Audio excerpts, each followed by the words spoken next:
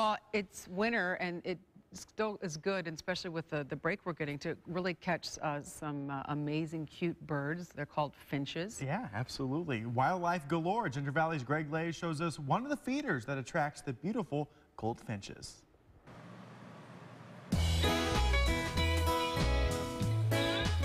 Greg Leyes here in Ginger Valley's Wild Bird Center. Look at all these bird feeders we have to choose from. Well, today we're going to talk about this finch feeder. This is a very interesting finch feeder because it will attract the goldfinch.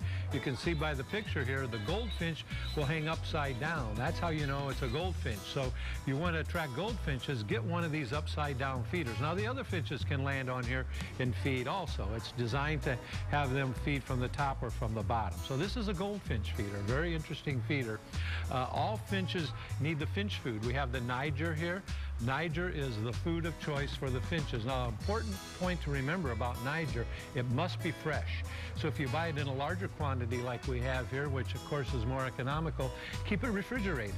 If you can't refrigerate it, then maybe just start with a smaller bag, something like this small bag, and then that will make sure that it's always fresh.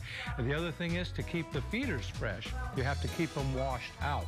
They recommend, and we recommend along with them, that you do the washing out of your feeder at least every 2 to 3 weeks.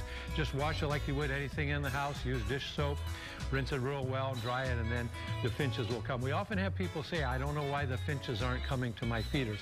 Well, that's for one of two reasons. Either the food is not fresh or the feeder is dirty.